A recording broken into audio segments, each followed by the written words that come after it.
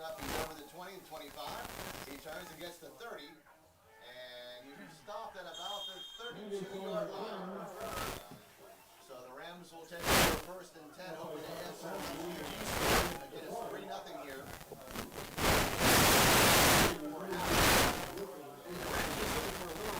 On offense, Coach. We've seen spurts, but nothing sustained yet. Well, we could have the ball at 40, but Coach Bailey likes to.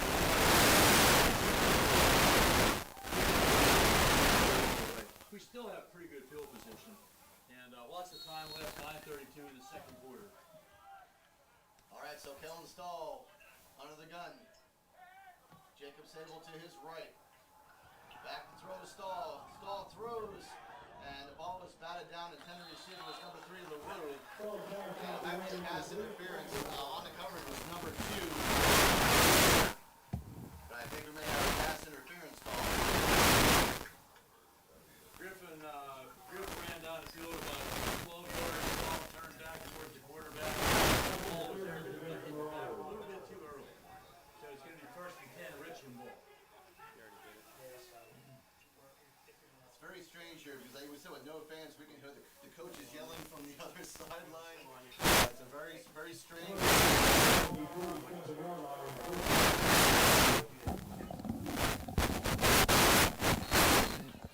Test 1 2. Test 1 2. All right, they just had us put our microphones back on. They said might be able to hear it through that, so we're going to keep going here as Kellen Stahl under the gun again. Jacob Sable to his left. 4 wide receiver set. Stahl is going to take it himself as he goes up the middle and gets over the 50-yard line before he's pushed back. I thought he got over the 50, but they'll mark him dead at the 50. Yeah, so a 3-yard gain for Stahl. And number 50 for the Guilfoyle, Adrian. He's playing a real good game on defense. We're in a spread formation here tonight. Back to the spread. Trips right. All right, we have, if you heard that, Coach says trips right. 1 wide receiver split to the left. Sidecar to the right for Stahl. Stahl will hand off to Jacob Sable, who goes up the middle. He is hit as he gets close to the 46 or so. Gonna And make that'll it set third up down. third and short.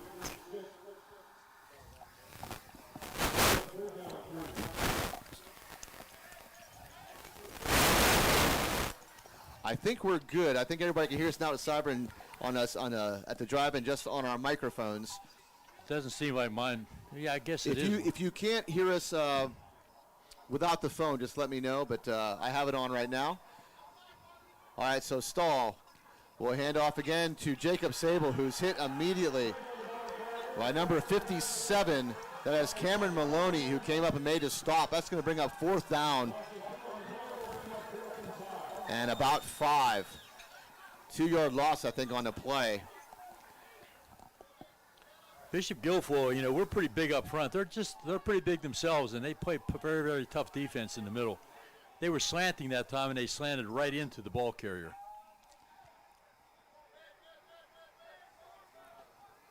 All right, so it's going to bring up 4th and 5 at BG's 48-yard line.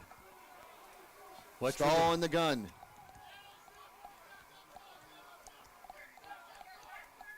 There's a snap. Stahl drops straight back. He's going to throw.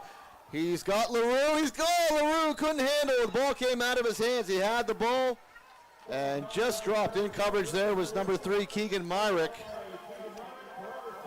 And number 14, Carson Keiswetter.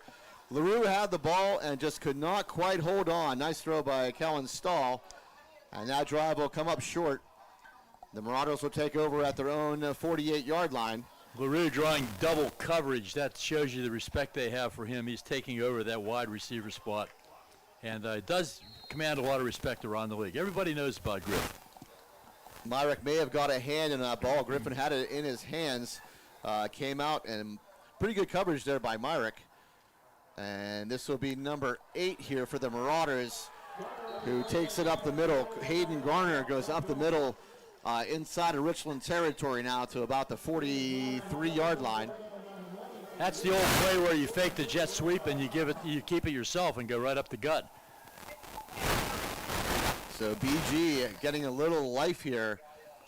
They scored on their last drive, kicked a field goal, and now inside of Richland territory again with 6:43 remaining here before halftime. It's a big drive, needless to say. 2nd and 1 upcoming for the Marauders. It is Garner who is going to take the snap now in the gun. Gardner will hand it off to Myrick, who has to bolt out to the left side. There's a flag on the play. I think it's going to be a face mask. Yes, it is. On the Rams. So that will be a big penalty, and that'll move it deeper into Richland territory. So a little slow. You saw that one here from by the here, Rams. didn't you? Right in front of us. Yeah. Face mask right in front of us. Yeah, we can see that. No arguing that call. Hey, Myrick, for you guys that are home and haven't heard, he's quite the player. He was all-state last year on both teams, offense and defense. So he's quite the player, quite the young man. He's somebody that we know we have to stop.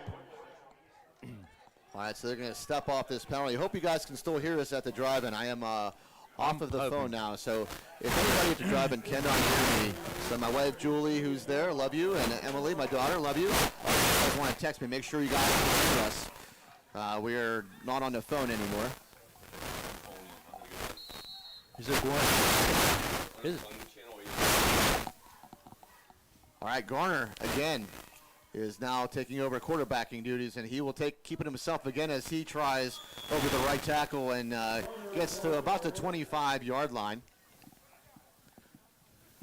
So a 3-yard game should bring up about 2nd and 7.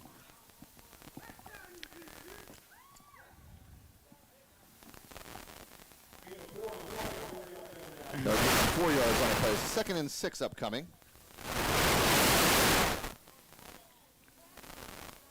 All right, we have PJ with us now. PJ, can you hear us okay? Was that a yes? I didn't hear it from PJ.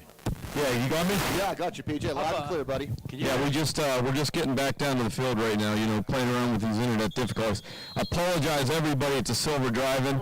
Listen, we know you'd love to be here, and we'd love to be together with you, too, but we apologize. The internet's just not up to the graces that we have in our hometown over here at Mansion Park. So back to you, Ed and Fred. PJ, can you hear me, PJ? Can you hear me? Oh, yeah, I got you right now. Talk into that phone, though, Fred. Don't be moving your head on me again. Are we talking into the phone or the headset? Now we're on the headsets. We're on the headset. So for PJ, we got to talking. You got to talk in that phone for me, Fred. So we'll try to put it up here for PJ so he can hear us. We'll try to wedge this phone here. So there's a timeout on the field. 5:24 remaining before halftime. BG has it at 2nd down and 6 from the Richland 24-yard line. And Richland's going to need to step up here defensively and hold BG from getting any more points.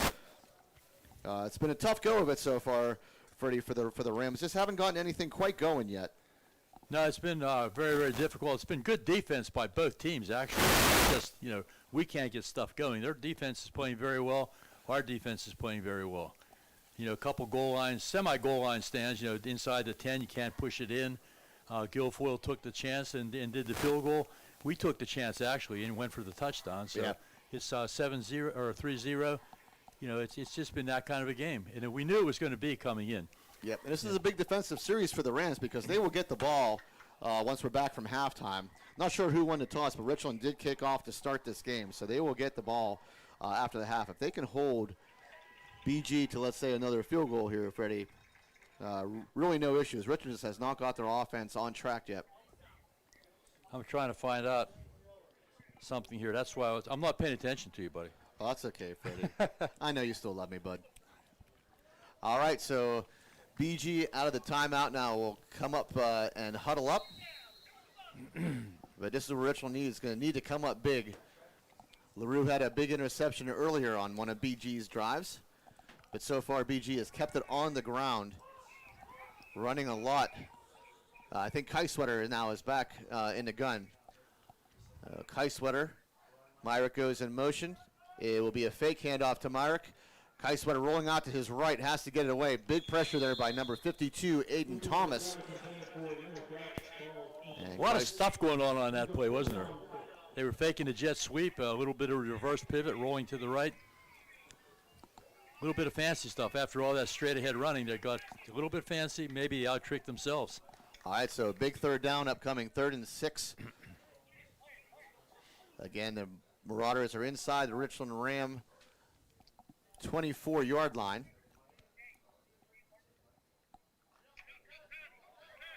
And it'll be Keiswetter in the gun. Big running back in there. Looks like number is that 44, Dylan McNelly. And Keiswetter going to throw to the right sideline. I think it's going to be a pass interference here on the Rams. Pass interference on Sam Pennant in coverage and ran right into the intended receiver, number 8. That is Hayden Garner. So that will bring up a first down here for the Marauders. That was a big third down play. Tight coverage there by Sam Pennant. Ball was hanging in the air and just couldn't stop himself and ran right into the receiver. They've been picking on Sam quite a bit tonight, but he's done an outstanding job. That was an obvious penalty, though, I believe. But he's done a great job, and we're still there. We're still they're not in the end zone yet. Now, ball is spotted at the. I'm trying to see. They haven't put up the. They're at the Richland 12-yard line. So, 1st and 10 from the 12. Keiswetter in an empty backfield. Keiswetter going to throw quickly out to Myrick on the left. Good pursuit by the Rams, led by Jacob Sable, along with Griffin LaRue, knock him out of bounds. Really a good play. Really a good play, stringing that play out. You want to string it out as long as you can until your friends catch up. He did a good job, and he's known for that. He did that last year, doing it again this year. All right, so no gain on the play. 2nd and 10 upcoming. Keiswetter back into the huddle as he ran to the sideline for a second. Boy, is it quiet. It is. It's so quiet here. I'm telling you, we miss everybody. I hope a Silver Driving is. You guys got to get noisy there. Get noisy there. Believe me, the boys will be able to hear you, so make some noise. Keiswetter looks and throws out to his right, has a man, and that's going to be a Marauder touch. No, just short. They're calling it down. He's calling him down at about the half-yard line. Nice little slant play. Wow, that's close. That's close. That was a great call by the official. Hayden Garner able to get himself right in between the defender and make the grab. Nice throw by Keiswetter. I'm going to give kudos to the official on that play. He was right on top of it. Examined it. He didn't panic or do anything right away until he got a good look. All right, so 1st and goal. Full house for the Marauders. It'll be Myrick on a direct snap, and Myrick will walk into the end zone around the right side. BG with their first touchdown of the game. Myrick's a big touchdown guy. He had 24 last year, and he did miss 3 games, but 24 touchdowns is quite a bit, considering he did not play a full schedule. So he's a horse. He is. We knew about him. I talked to a couple of the players today, and they said he's the guy they have to stop. And so far, they have until right now. All right, so on for the extra point will be Devin Wyatt, who kicked the 25-yard field goal as well in this game. Seems like he has a pretty big leg, but on for the extra point. There's a snap, there's the hold, the kick is up, and the kick will be good. So the Rams find themselves in a 10-0 hole, 4:32 remaining for half. This is a big offensive series for the Rams, Coach. Sorry, buddy. I know. I'm off kilter here. It's been a very strange I'm night. off kilter.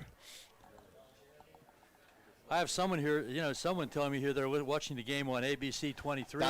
They're listening to the Fox feed right now. Is how they're able to hear this. Is that game. What they're doing? Okay. So people that weren't able to go on their YouTube channel, you can listen to on the ABC feed, which everybody seems to be getting, which is great. So glad we got something worked out and everybody can hear. Okay, so I can get back to being serious again. Is that right? Yes, you can. Okay, I can. It was just a very confusing half hour. Yeah, it's been strange, But we're so glad that we're here and that football is happening and the kids are playing. And right now, the Rams' focus has got to be getting back into this football game. They have not gotten off to the start that they wanted. There's been glimpses, Coach, glimpses of offense, but nothing sustained as of yet. They find themselves in a very doable 10-0 hole. Again, 4:32 remaining before halftime. Richland will get the ball as we come back from half. So, big offensive series. They can put points on the board here. Maybe have a chance to go back-to-back. I'm trying to think of if there was the big play of the half so far, and I think the big play of the half was number 1, Andrew Yanisak for Bishop Guilfoyle, when we had the ball deep in their territory, and he had the big sack on Stahl. I mean, it was like a 25 or 25-yard loss, and that put us out of range for just about anything. And if I had to look for one big play, I think that might be my play of the half. Yeah, I think I probably have to agree with you. Wyant sends the ball down at the 40-yard line, ready to kick away. Again, deep for the Rams is LaRue and Alan Mangus. Pretty good leg on this kicker. He put it deep the last time on a nice low kick. And the same here, nice low kick, angling towards the left sideline. Alan Mangus will pick it up at about the 10. He gets over the 20, cuts it to the sideline, and will get to about the 25-yard line. That's not bad. That's not bad. 25. Good special teams play. I think it's better special teams play. He did. They kicked it to the corner. They kicked it to the right corner, and Allen pretty much had to stay on that sideline, and it was pretty crowded over there. Nowhere to go. So here we go. We got to get something going now. We have 4 minutes and 25 seconds. Nice steady drive. End up the half with a touchdown. How about it? Griffin LaRue looks like he's going to be, well, they're going to put the safety shading towards LaRue. Stahl in the gun, and will hand off to Mangus. Mangus will take it to the right side and get a couple yards as he gets to about maybe the 27-yard. No, they're going to spot him down at the 26. His knee was down. So a pickup of a yard, bring up 2nd and 9. He slipped and fell, basically, is what happened. It wasn't really a contact made. He just tried to cut back to the inside and fell. All right, number 2, Graydon Lewis now checks into the game, and he will be the wide receiver, spread wide right. Griffin LaRue spread wide left. Sable and Mangus will be in the backfield.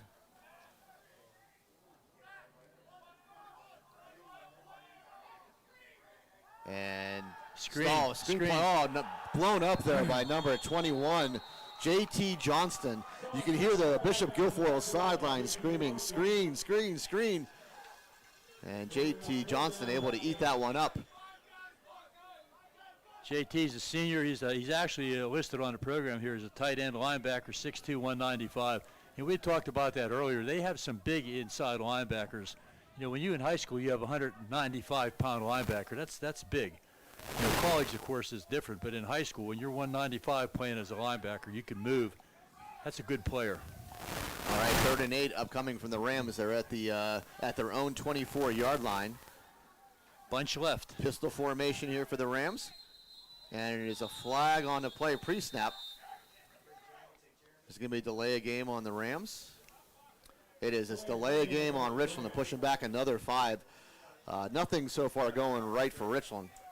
They're starting to get frustrated. That's not a good thing. They were in a bunch formation to the left with a single back, and that bunch is tough to cover because you've got 3 good receivers over there, and they're going, you know, who knows which way they're going to be heading. So there's a lot of stuff they do out of the bunch. Sometimes they do it just to run the ball, but that time I think they were looking to pass and to no avail. All right, bunch left again. Stahl back to throw. Stahl is going to try long. LaRue on the sideline and is broken up. Pretty nice throw. Broken up. Good coverage there by the Marauders. Number 14 and number 3. Carson Keiswetter and Keegan Myrick. That was a nice pass. It was there. It was just better coverage. Yeah, it was definitely catchable. But, you know, 2 guys hanging on you like that, it's tough. I mean, you can't do that. You can't make that catch all the time. But it was a good play. It's 4th down, so, again, we'll hope we get a better punt. That was another big play. You know, I was thinking of big plays in the half. That punt we had that didn't go very far was a pretty big play as well. gave them Right. great field position. Absolutely. Stahl on the punt again. Here's a snap. Here's the punt. This one's a much better punt as it'll travel to about the 40-yard line. Myrick will turn to his right and get it over the 45 and get to about the 49-yard line. And BG has lots of time in the half here, Coach. Yeah, they 3:19 do. remaining in a 10-0 ball game so far that Bishop Guilfoyle is leading. What a player Jacob Sable. Now, he was on the all-area team this year, first team. He and his brother both made the all-area team, and he's the long snapper on punts, and he's also the first guy downfield. Now, that's the way it should be. No one's allowed to hit the center until he's so far off the line of scrimmage, but Sable has a way of getting downfield, number one. No one ever touches him, and he was the guy putting pressure on the receiver. All right, so Guilfoyle will come out. It looks like, is that Myrick or Keiswetter in a quarterback? No, as number 8. They've been doing this a lot tonight. Hayden Garner, who replaces him. Pretty much, he just seems like he's a running guy. He goes back there, he's just going to take the snap and just run it.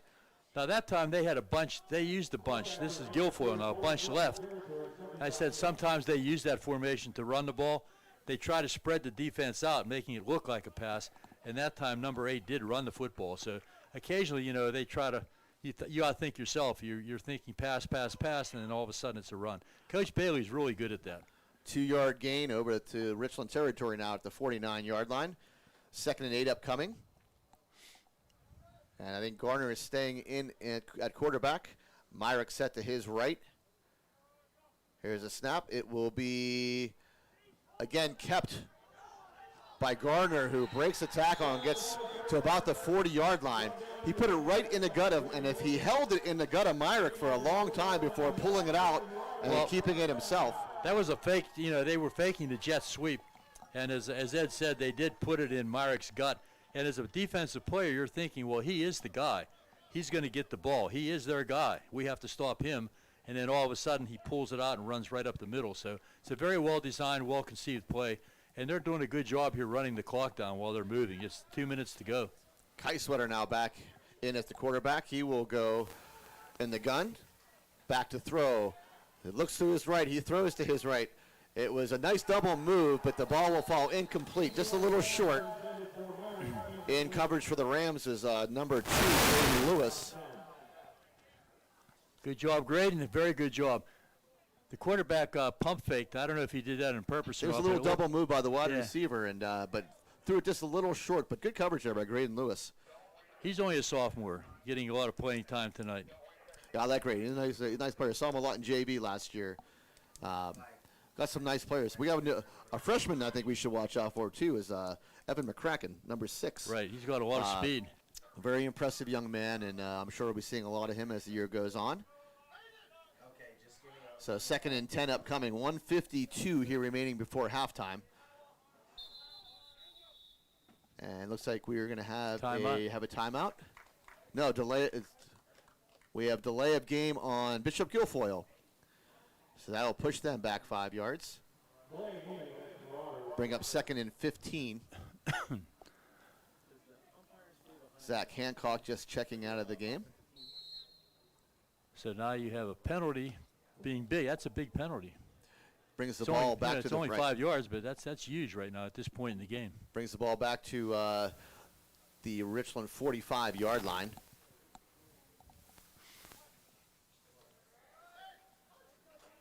Keiswetter will go empty backfield as he's in the gun. Here's a snap. Keiswetter back to throw. He throws over the middle, almost picked off. He threw it just a little bit high, and Graydon Lewis in coverage. The ball was just thrown over his hands. I saw Graydon had a real nice pick in the Forest Hill scrimmage. He did. He had a fantastic pick. Took it in for the touchdown. I saw it. I didn't see it. I wasn't there in person, but I saw it on video. And he got the ball at the high point, pulled it down. He's fast, too. He's a fast runner. He'll be a good defensive guy here for 3 years. So. All right, Aiden Marshall will check out of the game. Now 3:15, or 3rd and 15, excuse me, 1:48 remaining before half. Keiswetter back to throw, getting some pressure by Kniss. Little screen play, but lit up. Big hit there on his sideline, trying to catch the number. That was number 50, Connor Rager. Just put a jolt into the BG player. And that'll bring up 4th down and about 16. It's been a hard-hitting game. Both of these teams like to hit. They really do. We And talked now with about no Richland. fans, you can really hear the pads clicking. BG going to go for it. They may just trying to draw the Rams offside. They got their own version of the freeze. The clock is running. We're down to 1:06 and counting before the half. Score here again. Bishop Guilfoyle 10, the Rams nothing. And Richland is not going to bite. They're not going for this. There's no way they're going to go for it. I mean, let's face it. BG will take their timeout. So, PJ, let's get you on here. We haven't heard you all night. The people in the Silver Drive want to hear your voice, bud. What's going on? You slide down a little. Trying to fill out all these difficulties technically. Can you hear me right now? We can hear you, bud. very I well. got a good head nod. Other than technical difficulties, adapting myself to an empty stadium has been pretty bizarre.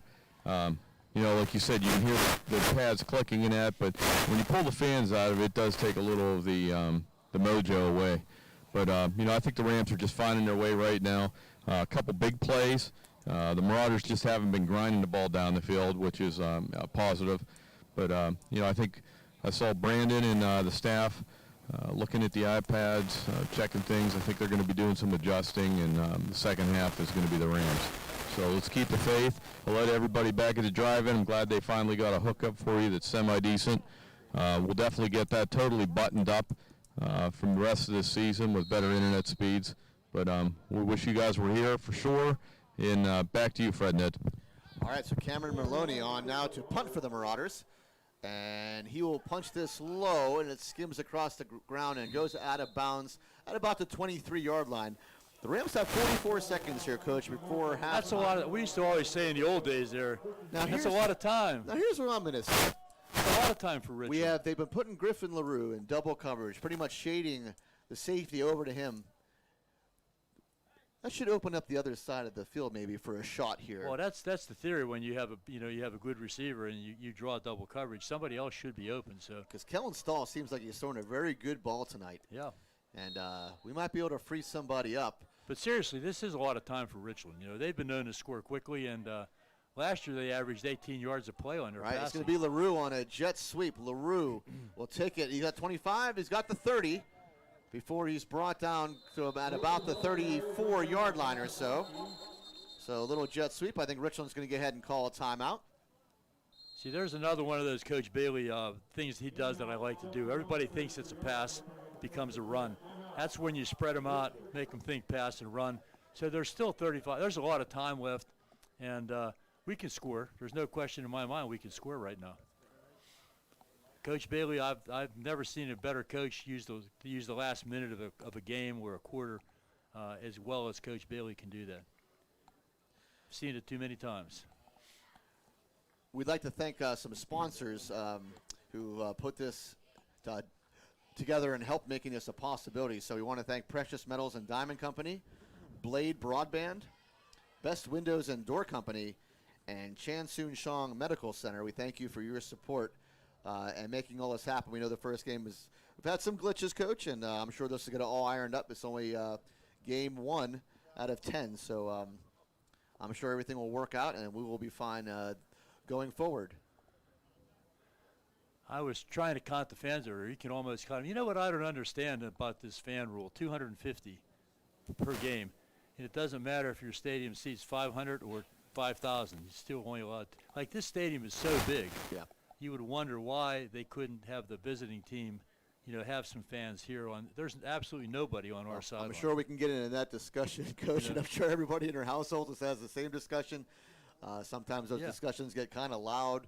But that's the world we're living in right now, and we're just all going to have to adjust and deal with that fact. And hopefully as the season goes on, that will change, and we can get all the parents and the grandparents and everybody back in the stadiums where they belong, cheering on their kids and grandchildren and friends. And I think the main focus, though, is the fact that the kids are playing football. Yes. And they are in school. And, you got to give our school credit. We've been in school, I believe, 11 days now, and the kids need to be there. The administration has done a great job putting the program together. from Mr. Nadonley through Mr. Bailey down to the teachers. You got to give the teachers a ton of credit, and everybody in the community, because we're making it work, and that's the main focus is the kids. And here they are playing football, and that's what they want to do. Very well said, Freddie. All right, Richland is going to have a 1st and 10 from their own 33, and it will be a fake pitch to Griffin LaRue, and just off the hands of Jacob Sable. I think he was looking downfield a little bit. The throw was at his knees, but I think Jacob wanted to take a look downfield a little bit and just forgot the ball. That was very similar to the last play they ran where LaRue got the ball. That time they faked it to LaRue, and then they waggled back toward our sideline and tried to hit Sable. So it's a well-conceived play, but it wasn't thrown real well, I don't think. All right, 31 seconds remaining before halftime. Stahl back to throw. Stahl looking, he's going to go deep over the middle. Ryan McGowan just a little too tall. In coverage is number 13. That is Cooper Rother. We called his name a couple of times tonight. We were just talking about Ryan. Of course, PJ is with us. He didn't bring up the topic, but we were just talking about Ryan, you and I, about how he's changed. He's gotten so much bigger from his, it seems like he grew up this year. Tremendous work He's ethic. another sophomore. Kids like him and Graydon Lewis and that whole sophomore crew now, that's the future, not the future. It's Richland football right now. These kids are playing. So it looks good for Richland. 3rd and 10, 25 seconds here remaining before half. Stahl back to throw again. Stahl going to let it go. He was looking for Jacob Sable, and that will fall incomplete. Pass thrown behind him. And now we'll bring up 4th down and 10 with 19 seconds left to go. That's another one of those deals where they were trying to get Sable, who was a running back, matched up on a linebacker, and the ball was just a little bit underthrown. But that's what you try to do sometimes. You try to get your wideouts taking the safeties, the defensive backs, get your running back on a linebacker, and hopefully the linebacker. All right, Kellen Stahl going to go ahead and punt this away. Back deep for the Marauders is number 3, Keegan Myrick. There's a snap, and the punt is up. It's a low punt, but a good punt. As it will roll, it'll get inside the 30-yard line and roll to about the 26, where the Rams will down it. 5 seconds remaining before half now. Nice play by Sable. You notice he didn't touch the ball. He let the clock run, and the referee finally just blew it dead, even though no one had actually downed it. The referee blew it dead because he knew what Sable was doing. Smart play. I'll just stand here until the clock runs out. So there's 5 seconds to go. I'm not thinking they're going to try anything, are they? Nah, Coach Bailey would. Coach Bailey would definitely go for the bomb. But I'm thinking they're going to go for a kneel down here. All right, so, that looks exactly what they're going to do. Kai Sweater under center, and we'll just drop down and take the knee, and that will take us to halftime.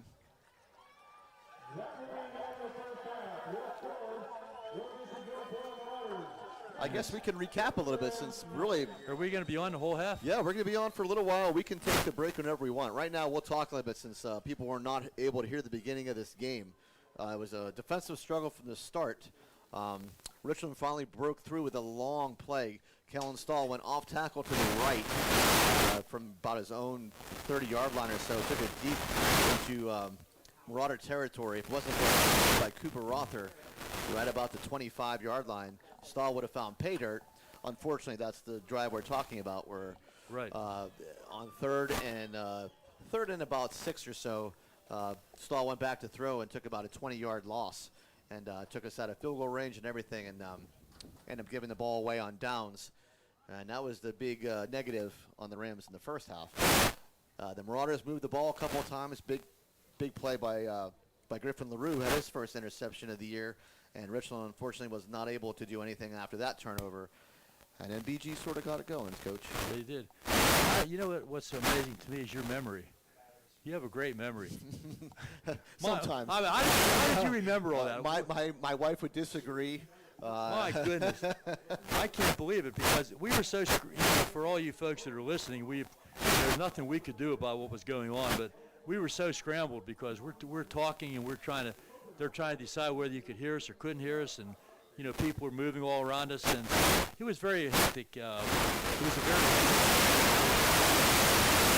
impressed, Ed, that you got all that memorized. It's amazing. I usually have a ton of notes by now. Yeah. And it was just so crazy. I didn't have a chance to do anything. Yeah, But we're excited to be here, and it's a beautiful night, and the BG band is on the field.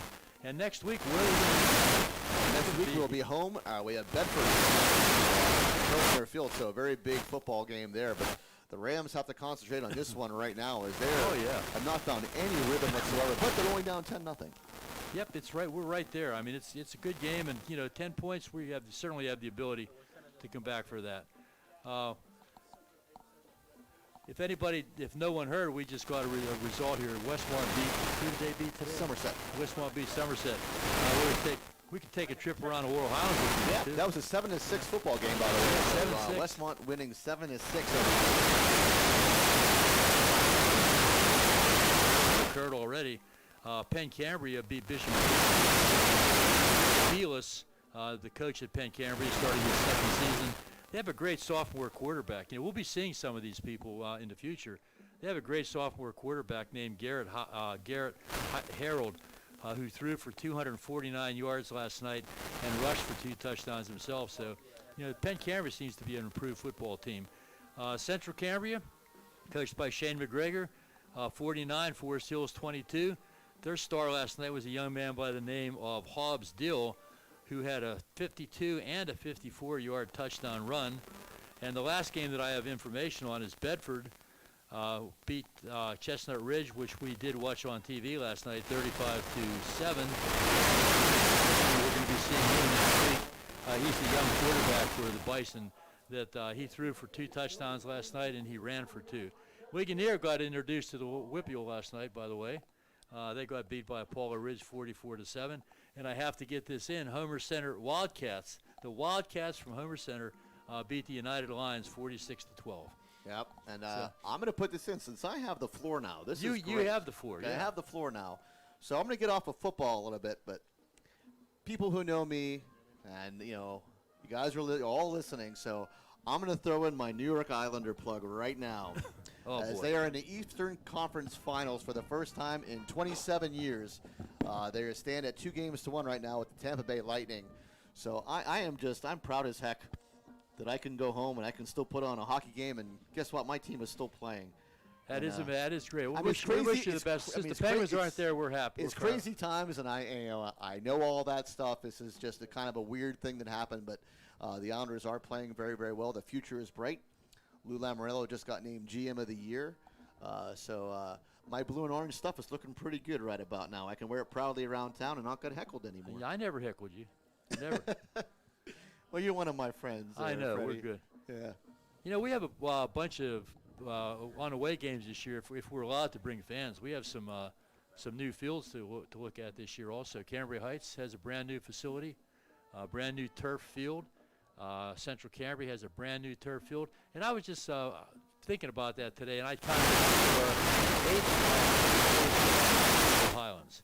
So that's pretty impressive, for our conference. And we do have a great conference. I mean, there's no doubt about it. The 2 teams playing tonight, last year, Richland made it to the semis and lost to the powerhouse, Southern Columbia. Bishop Guilfoyle was in the state final. So that's, 2 of our conference teams that made it that far into the playoffs. So we have a lot to be proud of and thankful for in our area, regarding our young kids. Bishop Carroll is going to be in the Heritage Conference next year, and Ferndale and Quantico Valley are going to be co-op. So there's going to be a lot of changes, but I'm anxious to see some of these new fields. Central Barnesburg into our conference, so right. We'll see them. They're always a pretty decent program, and that just adds more quality to the Laurel Highlands. It does. They have a great program. Their coach, who I can't remember his name right now, has been there for like forever. He's like a 40-year head coach, and he does a great job with those kids at Central. They're tough kids. We used to play them way back when I was coaching, and they were always very formidable, very tough kids to play. I tell you, I got to give it up to the Bishop Guilfoyle band. There are 7 playing members in this band, and I tell you what, they sound pretty good. They don't sound bad. No, I'm pretty impressed. There literally is only 7 of them, and there's 1 majorette, and they actually sound pretty good. Yeah, we're going to go ahead and take a break, so we'll be back with you shortly before halftime, and we'll get you set up for the second half. So hope everybody's having a great time at the Silver Drive-In. Miss you all. wish all of you were here. The boys wish you were all here. So we'll talk to you as soon as we come back from break.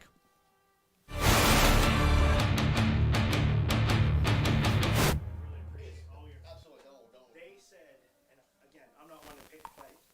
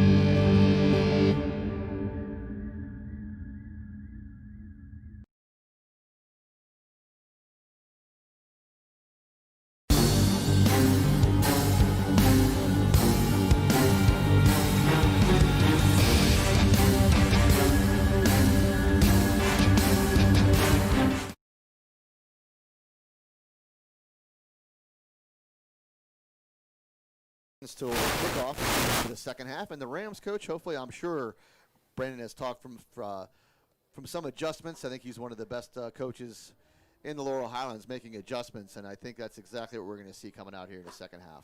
You know, he's been an excellent coach at Richland. As we said in the pregame, which nobody heard, I don't think, right?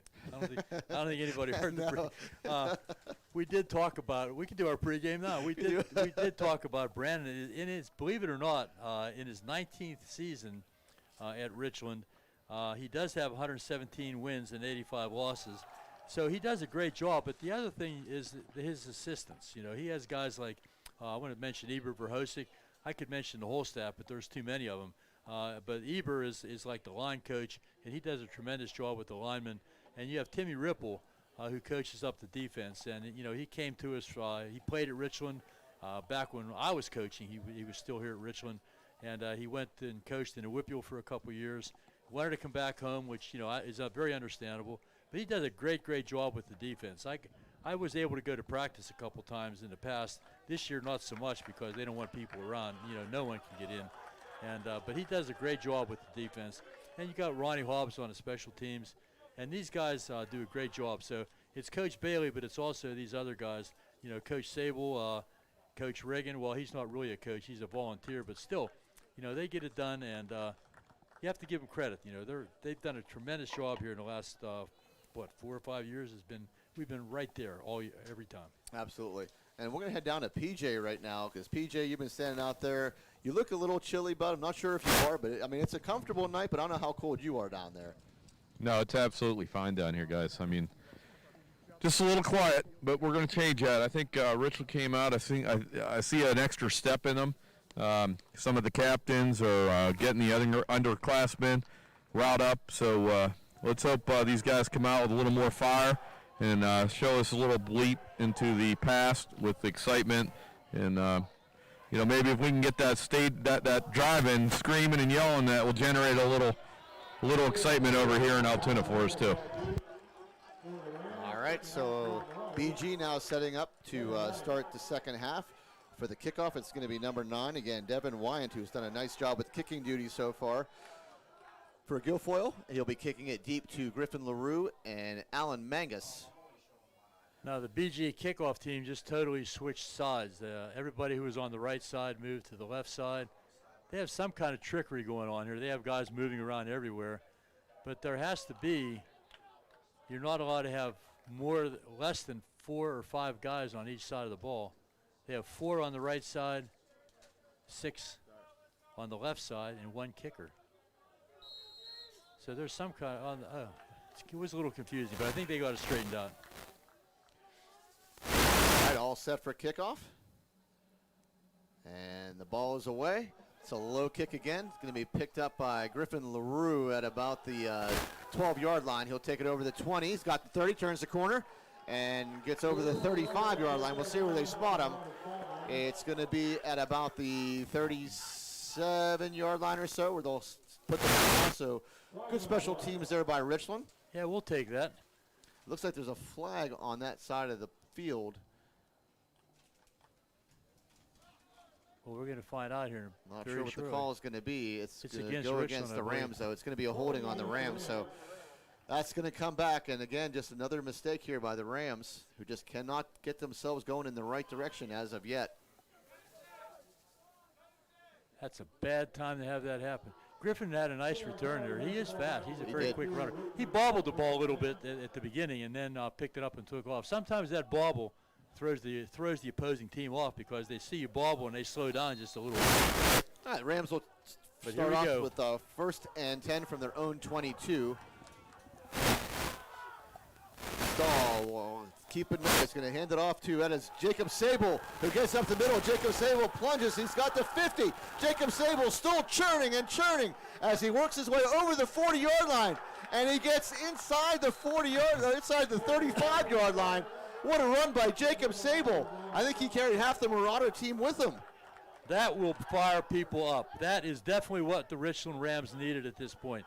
He is such a tough kid. You know, we always talk about his defensive presence, but his offensive presence this year is going to shine. what a tremendous all-out wanting the ball, and I want the ball, and I'm going to run.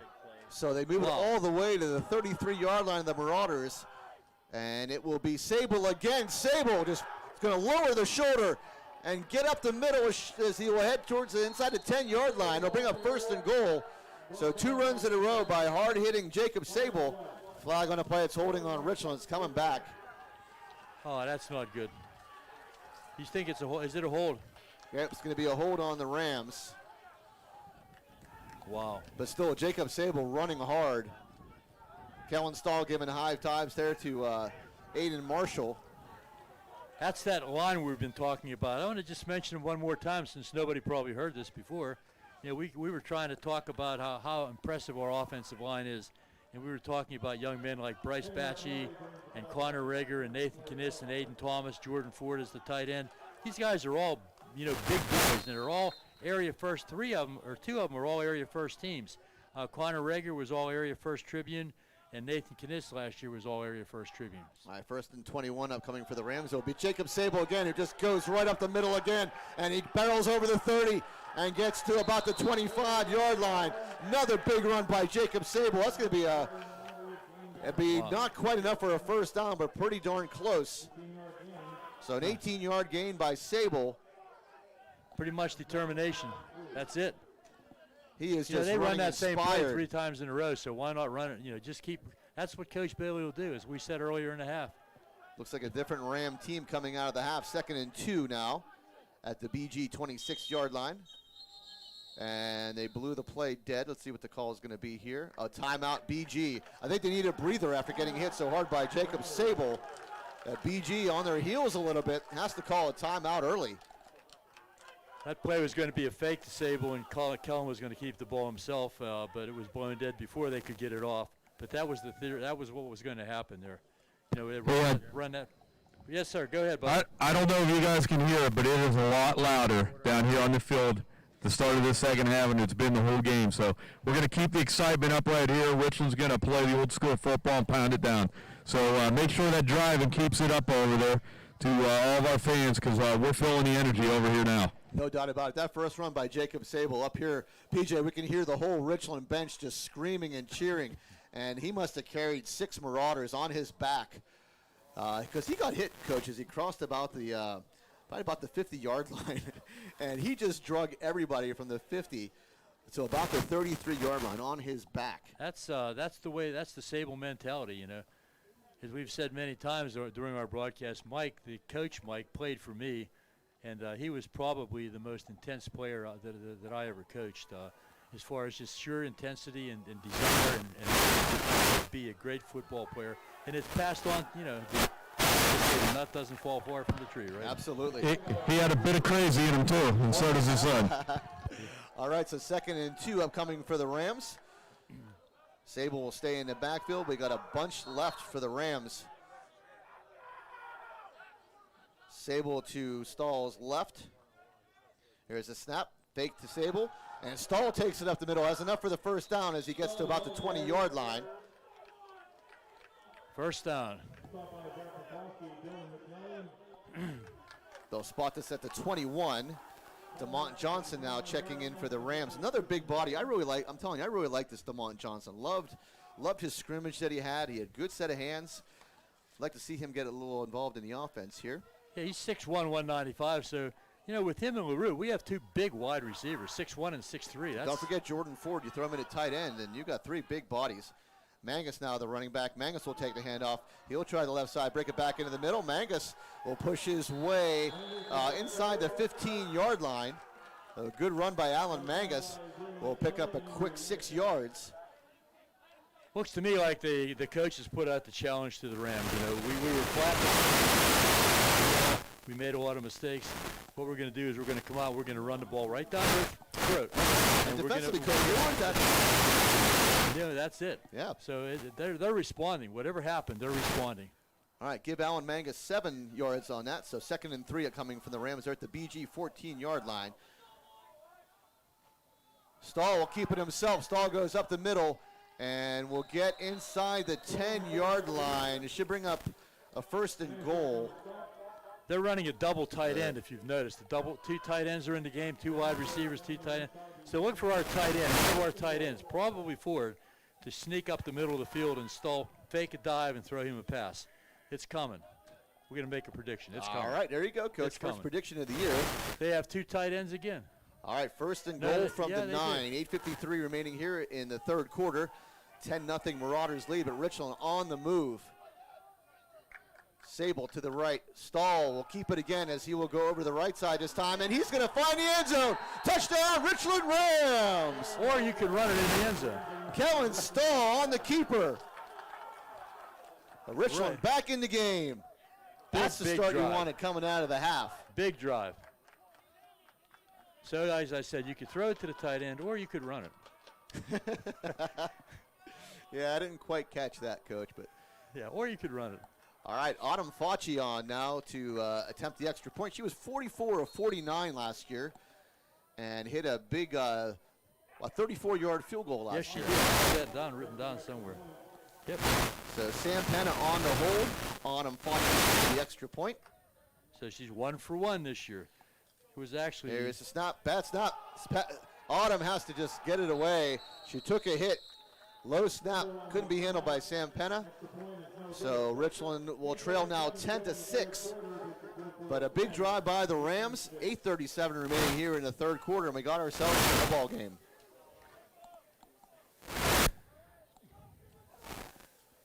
that's probably the first hit she's taken all years, you know. She's Yeah, a she really got- good, yeah. really good soccer player too. And they're not allowed to hit each other in soccer, I don't think, are they? I don't think so. No, I but think it's frowned upon. Yeah, I think it might be. Yeah. She was 44 for 49 last year, 32-yard field goal, and I was about to say she's 1 for 1. That's how confident I was. Yeah, actually, it was just kind of a low snap. So we didn't really get a good hold on a snap. It was kind of low, hit the turf. Sam did a good job trying to pick it up, but it skidded to Autumn Fauci, and she just tried to get rid of it. And took a little bit of a hit, but she's fine. Uh-oh, what was that? I don't know. I didn't like that. It kind of scared me. It was a kind of lightning there. We had a soccer player one year who really didn't want, his parents really didn't want him to come out for football, but I wanted him to kick. And I said, he won't get hurt. First game of the year, he kicked off. Guess what? He didn't get hurt, but he had to make a tackle. And I was like holding my breath. He was like the only guy between the goal line. He was right there. And I thought he never played a football game in his life. He made a nice tackle. He was so happy. Nice. But after I promised, he won't get hurt. Yeah. All right, Cullen O'Dowd on the kick for the Rams after their first score of the ball game. And Cullen kicks it high. It landed about the 20-yard line. Marauders will take it up over the 30 and get to about the 32 or so. That was number 10, Michael Lamb, on the return. Now you're going to see the same intensity on defense, guaranteed. This is going to be fun. This is going to be fun to watch. We'll see how it goes. Keep an eye on our linebackers. See how active they are. All right, so first and 10 for BG. Their first possession of the second half. Kyswetter under center. Kyswetter going to pitch it out to Myrick. Myrick will try the right side, and he is hit. I think he may have lost 2 yards. Let's see where they mark it. They started at the 32. I think he lost 2 yards on that. Good stretch play there by the Rams defense.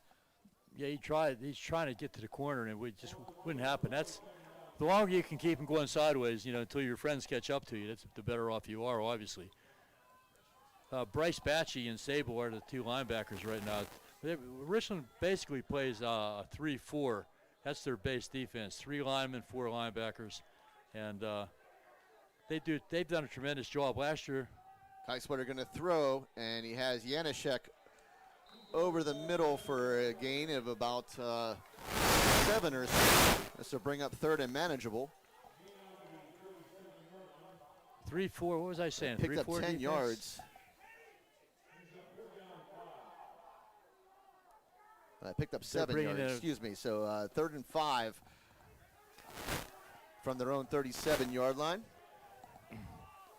Zachary Hancock, a sophomore, just checked into the game on a defensive line. Kyswetter back to throw again. Kyswetter to throw a quick out to the right side, and it's caught. That should be enough for a first down for BG. So Kieswetter going to the air right now. Evan McCracken is in the game, number 6. The back freshman, getting some playing time. Pass was completed to number 8, Hayden Garner, who's had a big hand in this football game so far. They have a different package of defensive players every formation, and these kids know what they're doing. They're in and out of the game. It's hard to keep track sometimes who's in and who's out, but they're all well coached. They know what they're doing. Kieswetter again. Graydon Lewis right in front of us here. No, that's number 8. That's a Hayden Gardner again. I'm telling you, Coach, every time he sets up, he's going to run the football. He is not a passer. Who's that, number 8, Hayden Gardner will come in and check in as a quarterback. He is not throwing the football. He is just going to run it. And he picked up another gain of about 6 yards, so second as BG has the ball now at their own 49-yard line. Richland's going to have to clamp down now. 10-6 game here. I'd like to welcome the Fresh family, who is actually sitting outside the stadium and listening. So welcome to the Fresh family who is here. You stay out there. Why don't you invite them in? Well, I'm sure they're in. I'm sure There's other people here also. All right, Gardner remains in at quarterback, and no surprise there. Runs again, but number 63, Batchy, with the stop, and that's going to be a loss. So Bryce Batchy read that very, very well. We just highlighted our linebacker. Keep an eye on him because I had a feeling that you were going to see some blitzing going on, and you know Bryce is a pretty big young man. He's 6'2", 255 pounds. That's a big line. I mean, that's a big linebacker. He's got the mobility and he's looking forward to a great senior season. Loss of 2 on the play. 3rd and 7 upcoming. 5:52 remaining here in the third quarter. 10-6 ball game. Bishop Guilfoyle leads. Kieswetter back to throw. Kieswetter getting some pressure. Kieswetter under fire, has to get rid of it, and we'll just throw it into space. The Rams, there was 3 Ram players there. Brock Batchy, Bryce Batchy, and Connor Rager, or is that Nathan Kniss? Blitzing again, Batchy. There were 2 linebackers, Batchy and Sable both blitzed on that play, and they just put a tremendous, there's no way to stop that. Too many people to block. So nice defensive series there by the Rams. It'll bring on a punting unit. And this is a pretty big punter that Bishop Guilfoyle has. Number 57, Cameron Maloney, 6 foot 215, and he's done a nice job so far punting the ball away. And that's going to kick off the side of the foot, going to go out of bounds shy of the 30-yard line. They want no returns. That's the every punt they've had has gone out of bounds, and they're just trying to prevent any return at all. Not a bad play.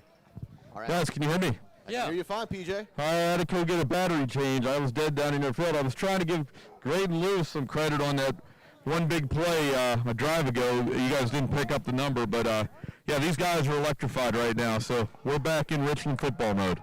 And you're back online. Yep, and we're back. So 10-6 here. Richland's got the ball 1st and 10 from their own 30. Alan Mangus in the backfield along with Jacob Sable. And it's going to be offsides on BG. It was a couple of times in the first half. I thought they were going to call it on BG for offsides.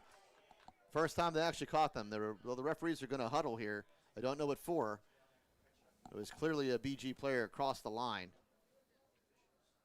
Yeah, we don't need a big discussion on this one. I wouldn't. Hey, I'm starting to get some shout-ins from like Bob Heffelfinger, one of Richland's supervisors. He finally got online in his garage. Some Ted Crum. So yeah, this is starting to feel more normal every minute. That first half was just a little bizarre. Yeah, we love people. When people check in, you guys want to text us, let you know that you're listening. We always love to hear that stuff. Are they going to call the penalty on the Rams? I think they called it on us, yeah. A little strange. That's the first time I've ever seen that. That freeze play, we've been using that for years, and it's never been called, but it was called tonight. All right, so a 5-yard penalty on the Rams. Coach Bailey's not happy. 1st and 15 now from their own 25-yard line. Rams come out in the same set. Stahl will hand off to Alan Mangus. Mangus is met there pretty quickly I don't think he even made it back to the line of scrimmage, maybe a loss of a yard on the play. Yeah, we had a missed blocker on the edge there. We had a lead back that was supposed to come through and pick up a linebacker or a defensive end, whoever showed. And we did have a missed block there, and the results are obvious. No gain at all, nothing. Yeah, just nowhere for Alan Mangus to go No. on that play. So bring up 2nd down and 16. Keep an eye on that number 1 for BG there. See him? Yeah, defensive Janaszek. end. He's a good. No wonder there was no room. That was him. All right, so Stahl will keep it himself. He will go over the left side interior and get up over the 30-yard line. Now, see, that's a smart play because you have number 1, Janaszek, playing the left defensive end. So why don't we run the other way? That's pretty smart, huh? Yep. The play before, they tried to get him. They ran right at him, got nothing. So let's run away from him. That brings up 3rd and 8. Rams at their own 32-yard line. We're down to 4:26 remaining here in the 3rd quarter in a 10-6 ball game that the Rams trail. Kellen Stahl going to roll out to his right. Kellen Stahl looks, he fires. Griffin LaRue was the intended receiver. Myrick in coverage. I thought Myrick had some hands on his back the entire time, but no call. Bring up 4th down and 8. And I imagine the Rams will be punting here. Myrick is the guy. I mean, he is the guy they have to stop, and the guy who's. If you Little weren't sur- listening, if you couldn't hear us earlier, we did mention the fact that he was All-State last year, first team All-State. So he's a player. Were you a little surprised, Coach? They didn't go back to Jacob Sable on the ground. He controlled the last series when they scored was all Jacob Sable, and this time no touches for Jacob Sable. Yeah, it does make you wonder, doesn't it? All right, Stahl was going to punt this one away. It'll bounce at about the 40-yard line, roll inside the 30, and to about the 20 where it's picked up by Myrick. Myrick picks it up, and he stepped out of bounds just shy of the 30. Thought he was going to let it go. Decided to pick it up. Brock Batchy just missed the tackle. So ball spotted at about the 30-yard line of BG for their second series of the second half. If you didn't hear it the first half, we don't know what they heard, but if you didn't hear it, we talked about Myrick having 1,777 yards and 24 rushing touchdowns last year, All-State and offense and defense both, and he's quite the player. So I was talking to one of the players today at a picnic, and he was saying that is the guy we have to stop. So we'll see. All right, so 4:04 remaining here in the third quarter, 10-6 ball game. Marauders lead. Keiswetter under center. And no, it's Myrick under center. Myrick will bust it out to the right. Alan Mangus goes low and makes the tackle. As a nice loss on the play. Nice tackle by Alan Mangus. We have a Richland player down. It's that's Jacob Sable. It's a cramp, I'm saying. So Jacob Sable down on the field. He was grabbing at around his shin area.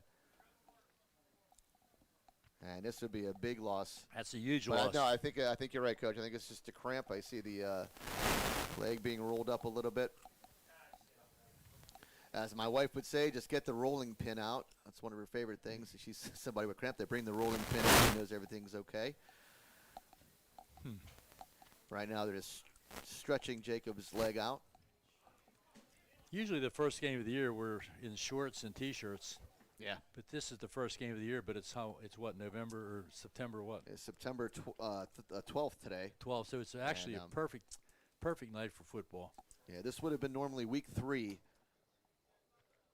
You know, Richland's schedule is certainly, with the pandemic problems we've had in the delayed schedule, you know, starting out with BG and then going right into Bedford.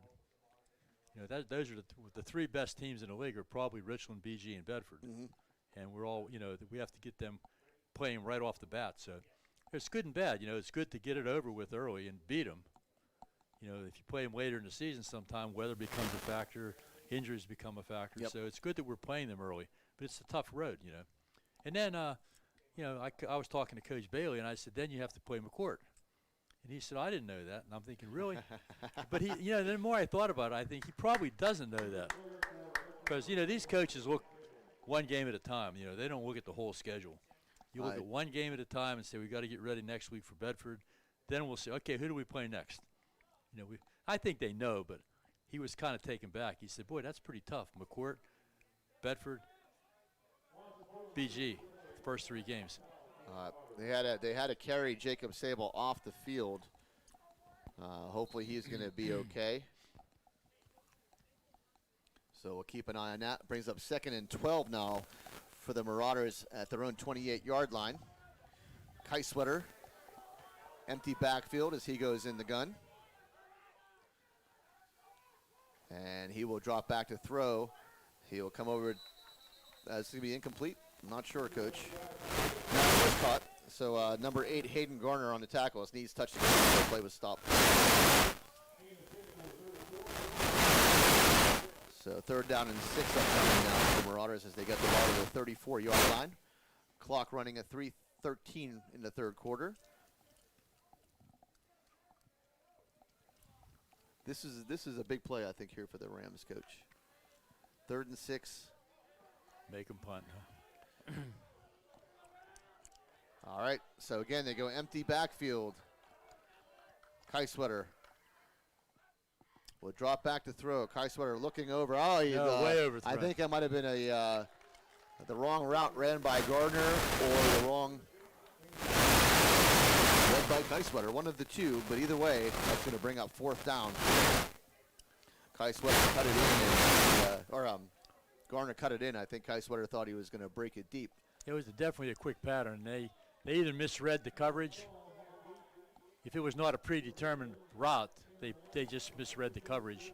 Yep. Quarterback read one route, and the receiver read something else. This game's All right, pretty. Maloney on the punt, and the punt is away. It's a pretty good punt, and Kellen Stahl waves it off, and BG touched it. No, they have to put it where they touched it, do they not, Coach? No, I don't think they're. Well, I guess No, they 'cause are. you can't bat the ball back and then say I touched it. He touched it at the 35-yard line. That's where the ball will be dead.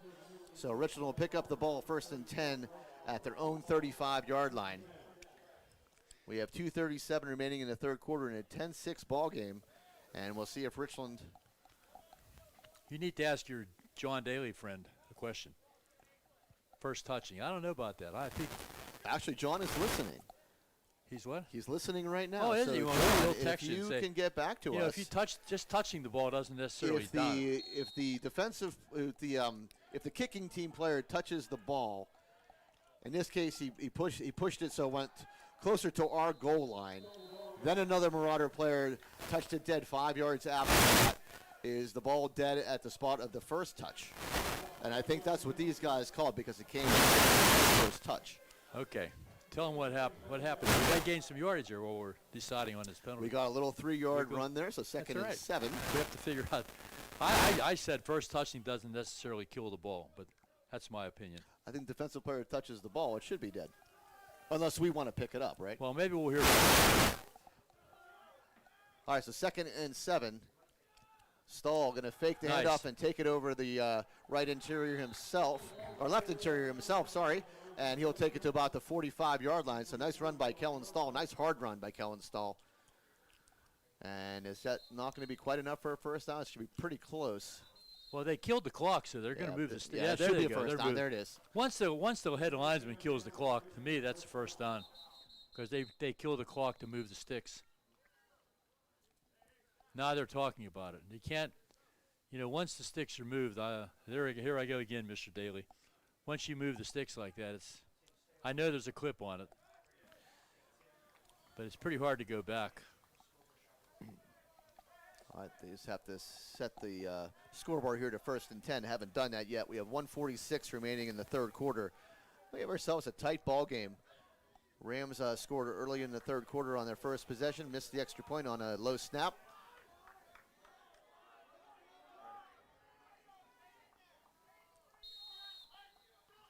All right, we're ready to roll. 1st and 10 upcoming from the Rams. Stahl, screenplay, finds Alan Mangus. Alan Mangus over the 45. He's got the 50, and he's going to slide down at about the 45-yard line into BG territory. You see what I think happened? he got down quick. I think he saw a big body coming at him and got down quick.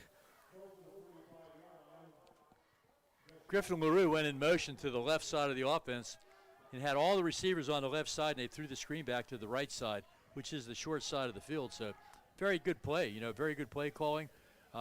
I heard a lot of people yelling screen, but nobody really reacted to it. Yeah, they tried one earlier in the game, the Rams did, and it was swallowed up by the BG players. This one is a nice gainer for another first down for the Rams. No, We call it second down. and 1. Sorry, 2nd and 1.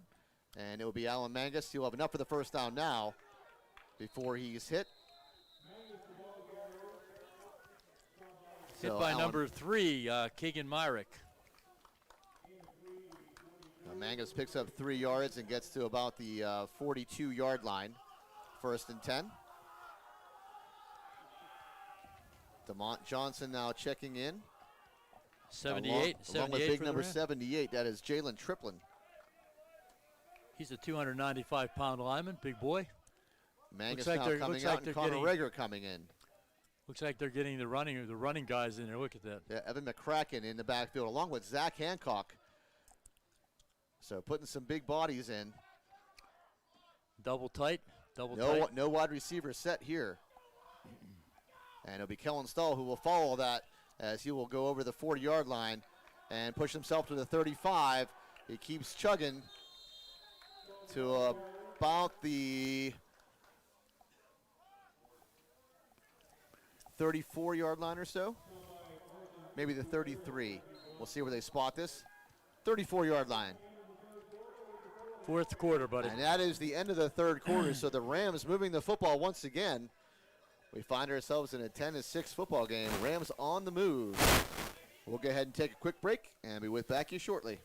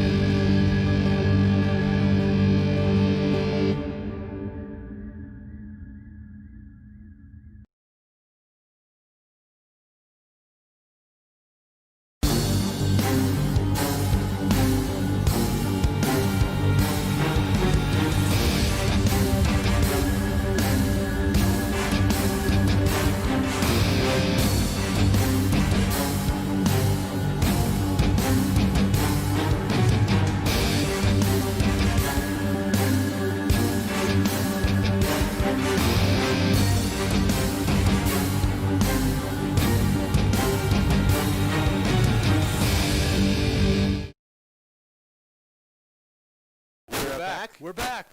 First play of the fourth quarter, 2nd and 1 upcoming for the Rams. Stahl again will keep it himself. Follow the line. He will pick up some yards. It's going to be enough for a first down. Yes, it's going to be enough for the first down as he gets it to the 30-yard line. So 3-yard gain by Kellen Stahl. I'm still looking for one of these double tight end sets to have a pass through into one of the tight ends. I'm still looking for it. They haven't gotten a tight end involved in the game yet as far as the passing game goes. They've been doing a nice job blocking. Maybe they won't do it. You know, there's no use showing it if you don't need it. But Zach Hancock remains in the backfield as the big lead blocker. Alan Mangus there along with Kellen Stahl as well. Again, no wide receivers. Richland going strictly on the ground. On the right side, he's got the corner. Alan Mangus turns 20. He's got the 10. Alan Mangus driving. He's inside the 5. It looks like it's going to be pretty close to about the 2-yard line, maybe the 1. Nice play. No. We're marking it at the 2. So the ball be marked at the 2-yard line. Take it back, third yard line. All right, so the 3-yard line, 1st and goal. Thanks, PJ. You got a great vantage point down there now. PJ right along the goal line. It's fantastic. Same formation. Same formation. Zach Hancock, lead blocker in the backfield. Is a flag on the play. Timeout. It's going to be timeout BG once again. We've got the Marauders on their heels. Yep, big play here. They've been running the ball toward the power, and that last play that Mangus had a big gainer, they ran away from the power. They were power. They ran the ball angled to the right and came across in front of the quarterback and went away from the power. So just a little trickery. You set up the formation and you make it look like one thing, you do something else. So, hey, for all of our fans, we're worried about Jake Sable. He's up walking, and it looks like a severe cramp. A couple bottles of Pedialyte. They rolled him. He's not back in yet, but we might not need him all. We definitely need him, but we're moving the ball right now. What do you guys think up there in the stands right now? I had a couple people texting me asking about Jake, so since they can't visualize him walking around, we'll let them know. But, they're not. BG's down to one timeout now with 10:56 to go in the game. That's a massive turn of events. Absolutely. Richland had him on their heels early in the start of the third quarter on the first drive. BG had to take a timeout. They were getting winded. And now the Rams, again, just ground and pound. And BG forced to take a second timeout, and that's a huge point, PJ. We got a lot of ball game left to go, and only one timeout left for the Marauders. This is such an important touchdown right now, It's just going to make all the difference in the world. Richland will be on fire, and BG is going to have to start wondering if we score a touchdown Right, and now. if Richland scores, they're going to go for two since the extra point failed on the missed snap. Yeah, they'd have to go for two. All right, so Richland coming out. Looks like the same set. Zach Hancock will go back into the backfield. Be Evan McCracken as the running back. Kellen Stahl into the gun. See, they got the power to the left. See if they go back to the. They're going to just. Stahl will try the middle, and no good. Nowhere to go there. Maybe picks up a yard. Yeah, that time Stahl just tried to follow his power backs to no avail. Again, see if they do the same formation.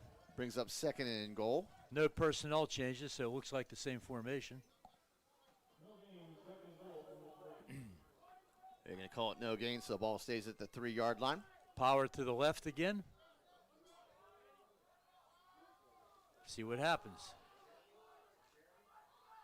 Kellen Stahl again going to follow the power up the middle. He's in the end zone. Kellen Stahl, second touchdown of the game for Richland Rams. So Richland all ground and pound. Big Zach Hancock in the way. Guys, I was differing with you on the 2-point conversion call, and they are sending our kicker out. This takes it to 13-10. It's a field goal game then. If we'd lose it, a field goal could win. So, come on, guys. You're smarter than that up there. Do some math. Hey, it's the first game of the year, PJ. We've had some technical difficulties. We're not quite there yet, but good thinking. That's true. I didn't think about that. I didn't say anything. I'll take no blame. All right, so Autumn Facci on now. Sam Penna again to hold. Good snap this time. Kick is up, and Autumn Facci is true. So 13-10, Richland Rams. He's got a nice leg there. I mean, that ball was good from what? That was back absolutely. there. That was a long way. So at 10:19 remaining, Richland finds themselves with their first lead of the ball game. Yep, 13-10. 10:19 to go in the fourth quarter. That was big, even though, that was a huge touchdown. Hey, I'll let you guys in. I know there's a couple people back in the Silver Drive, and I've realized became superstitious over the past couple years. But a little thing, whenever Doug Glackey, our equipment manager, skips a little bit, it's always a good end of the game for the Rams. So I'm starting to see some familiar things on the sidelines, but all the guys are in great spirits right now. Coaches are back into this, and they're going to grind this one out and bring a win home to Richland. So was Doug skipping? Was he actually skipping? Yeah. He was skipping. No cartwheels yet, Fred, but a couple skips. We promised the fans, PJ, that you would sing a little bit too. Lawrence of Arabia, or it's not unusual. Turn out the lights. Jacob Sable is back on the field for the kickoff, so good to see Jacob Sable back out there. It will be Cullen O'Dowd on to kick it away for the Rams.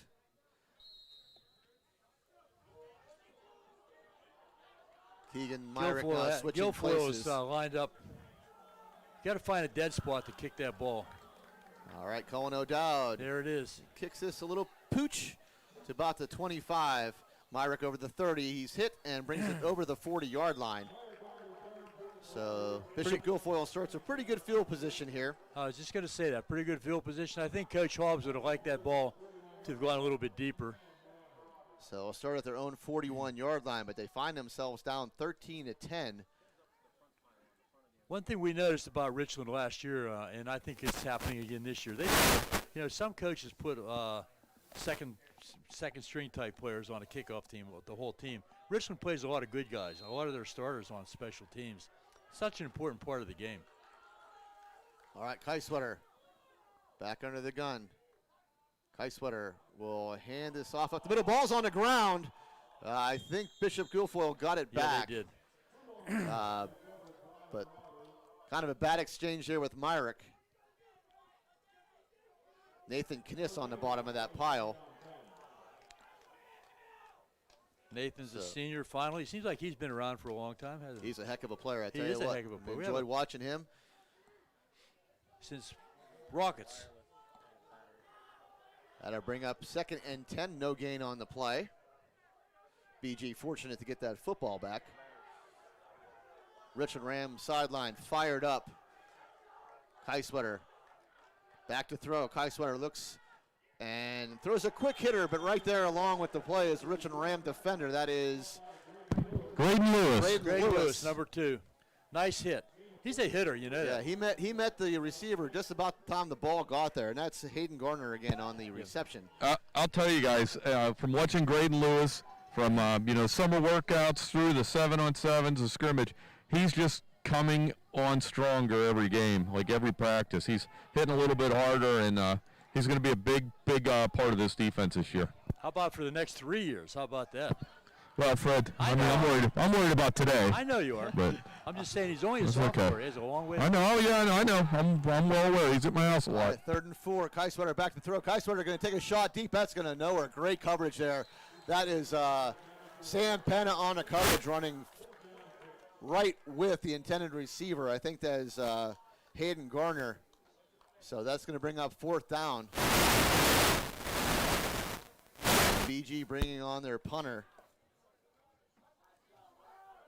It's like an entirely different attitude this half. Absolutely.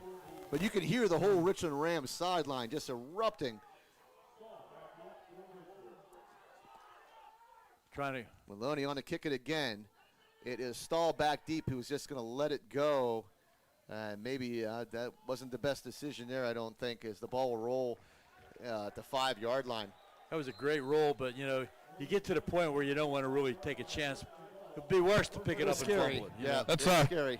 That's just 1 or 2 extra first downs we'll have to get. Yeah, that's just a little more time off the clock. Well, that was last year, too. We talked about that a lot last year. Sometimes we let some punts go.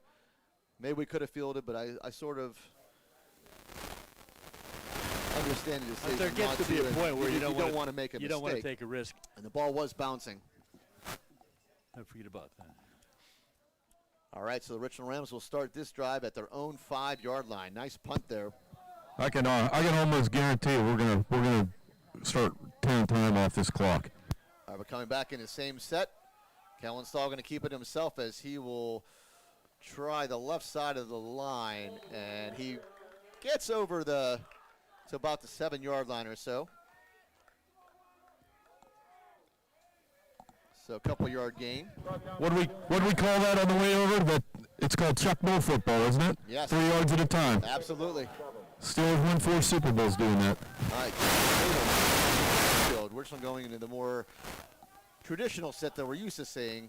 4 wide receivers and Jacob Sable.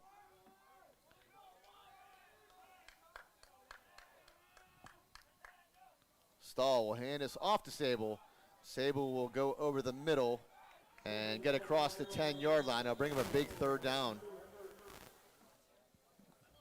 We're in good shape. Richland's going to need a first down, though. This is a big play, I think, for the Rams. Bring up 3rd and 3. We're at their 11-yard line. 7:24 here remaining in the 4th quarter. Rams lead 13-10. Alan Mangus is in for Sable, who's limping just a little bit. He looks in good. He looked pretty good, but they did replace him with Mangus.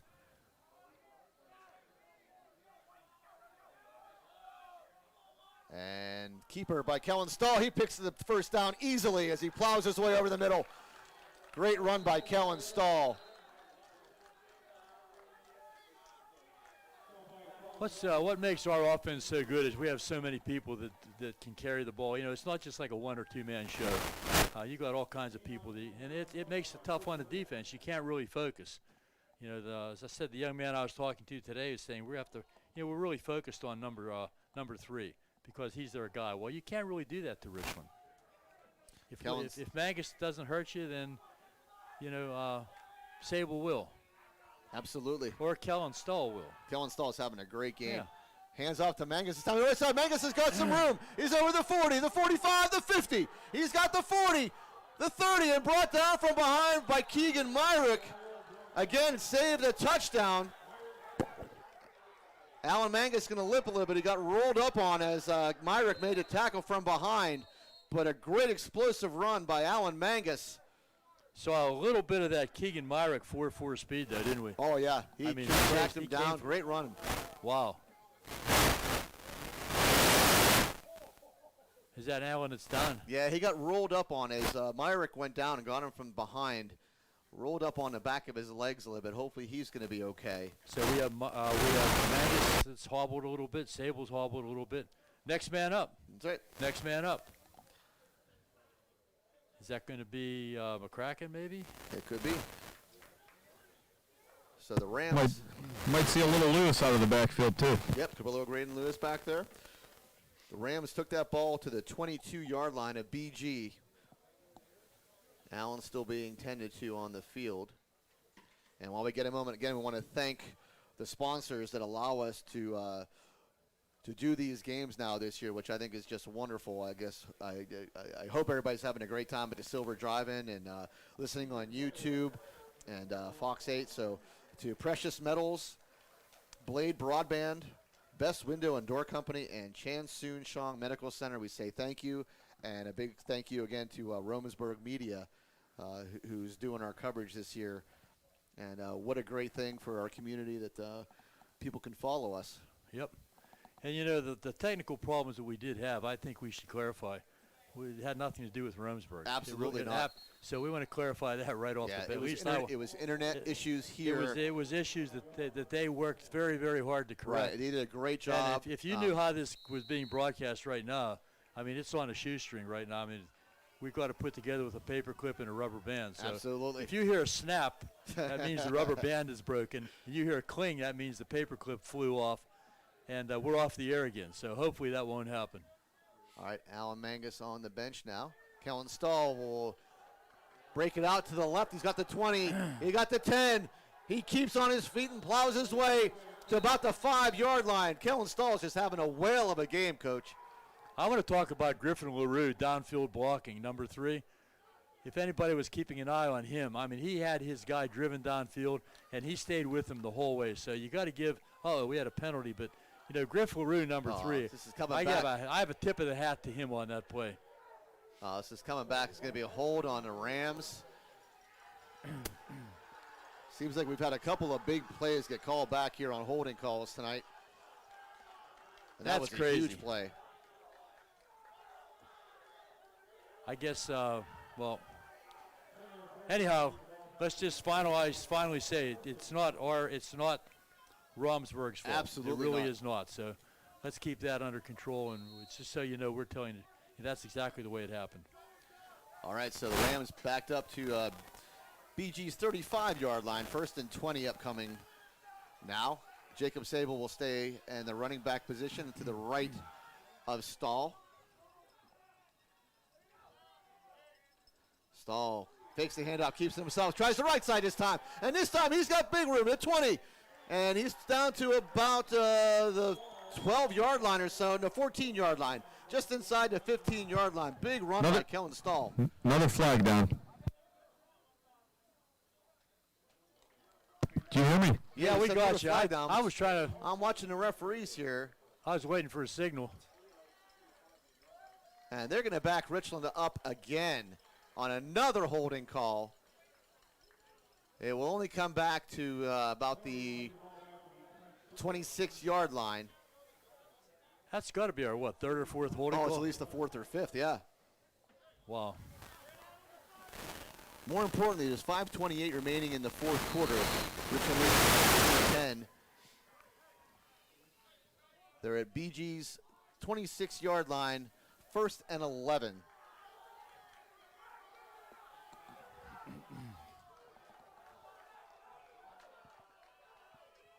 Stahl in the gun, keeps it himself, tries the left side, shakes a tackle, puts a move on, has a 25, the 20, lowers the shoulder.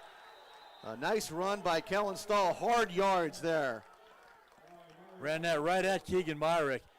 Stahl is deceptively fast, isn't he? Oh, yes, he is. He's, he has a good, nice way of changing speed and cutting. He's a really good runner. He'd be a heck of a running back as well. And the good thing, it keeps the clock moving. Remember, we're at 4:38 now and counting. 13-10 ball game. BG's down to 1 timeout. And Richland on the move. They have a 2nd and 5 upcoming.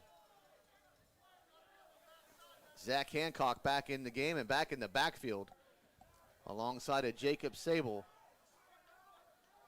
So Stahl in the gun. We're going with no wide receivers again. Stahl keeps himself again and will push his way forward. That's going to be close to a Ram first down, but just shy. So we were power right, and it looked like we were unbalanced line that way. Yep. Unbalanced line, power right. It's going to bring up a 3rd and 2. Ball now on the BG 17-yard line. No hurry. There's no hurry. That's what PJ said a long time ago. Nope. No hurry. No hurry. Same set. Stahl looking to the sidelines. 3:39 and counting here in the ball game. And Stahl will keep it himself. He has a first down. I think he made it enough to the line. Should be enough for a first down for Richland. Yes, it's a first down call. So nice run by Kellen Stahl. Got the 2 yards and then got hit pretty hard, but not before he got those hard yards. That unbalanced line is confusing to a lot of teams because a lot of teams don't do that anymore. You know, it used to be a common formation, but the UB might be confusing the BG defense. That time it was UB right, and he ran the ball back to the left, to the weak side. We're still in it too. First and 10 now from BG's 14-yard line. We're under 3 minutes, 2:57 and counting. Rams will stay with the same set. This time they hand off to Jacob Sable, who takes it to the 5-yard line before he's driven back. And look at that block downfield held. Who's that, number 50, Connor Rager. Let me tell you, he drove him into the backfield like he got hit by a semi-truck. Absolutely. Who are you talking about? Connor Rager drove. How about Nathan Kniss, number 54? Holy cow, he did this. Oh, they're all fired up right now. Gee whiz. There's definitely lots of spirit in this Richland Ram team. 2nd and 1 now at the BG 5-yard line. 2:19 and counting. Richland stays with the ground and pound. Alan Mangus up and running on his sidelines now, which is nice. Kellen Stahl will drive it forward. Kellen Stahl looking for his 3rd touchdown of the game. We'll get to about the 3-yard line. How about number 78, Jalen Triplin in there firing off of people too. He's moving some folks. We're at 2 minutes and counting in the ball game. Jalen's 5'10", 295, but he can move. You know, I've been watching him through the glasses here. He's doing a heck of a job in there, Jalen. Yeah. I love watching this Richland Rams sideline though. They are fired up. Kids are they're excited. This is just, it's been fun to watch. Richland will stay with the same set. It's first down and goal from the 3. Stahl hands it off. It's Jacob Sable who plows into the end zone. Touchdown, Richland Rams. We have a BG player down in the end zone. I think he's getting up now. But a great run by Jacob Sable. Power football. So Richland came out after the half, Coach, and decided we're going to keep this on the ground and we're going to ground it and pound it. That's one of those things where, you always say we're going to test your manhood and we're going to just drive this football right down. We're going to go power right, power right, and we're going to just pound the ball, and they did. All right, Autumn Facci on for her second Extra point attempt. Go, and that go, go, one go. is no good. Just going to fall short. So Autumn Fauci 1 for 3 tonight. The first one was on a bad snap, kicked the second one through, and that one just came off the foot a little bit weird and came a little short. But the Rams lead now 19-10 with 1:28 remaining in the fourth quarter. An impressive comeback from the Rams, down 10-0 at halftime, and have put up 19 unanswered points here in the fourth quarter, or in the second half. I think Kellen Stahl got a little shaken up, but seems to be okay as he comes off.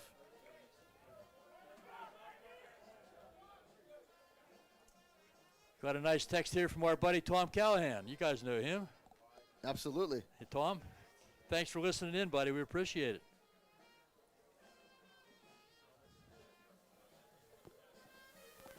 The athletic director, for those of you who don't know him, he's the athletic director at Westmont High School. Yep. Very nice guy. And So a little update on our boy Mango. He's all right. He's got a little ice on his ankle.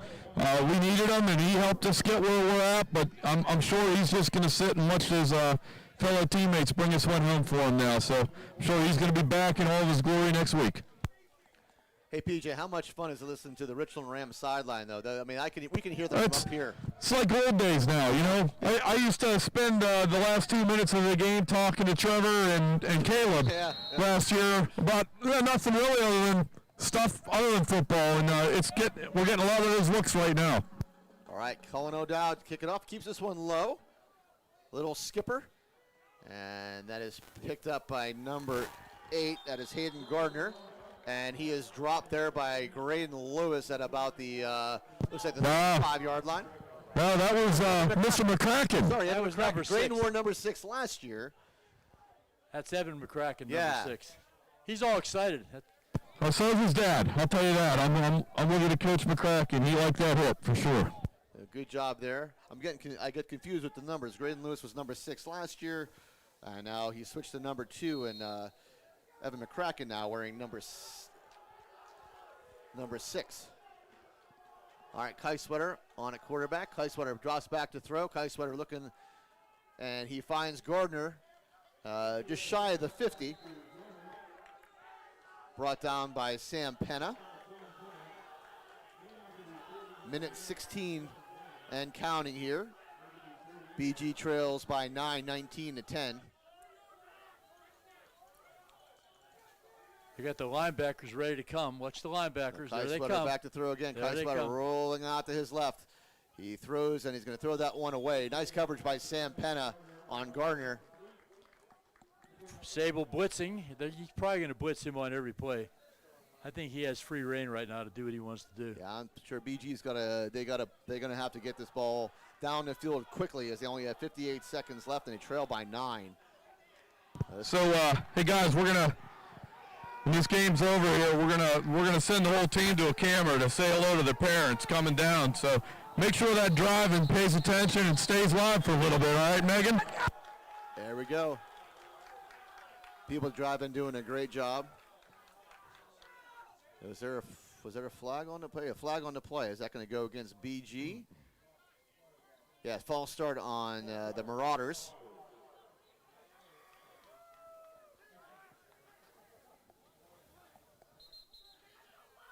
It was a hard-hitting game, wasn't it? Yes, very. Hard-hitting.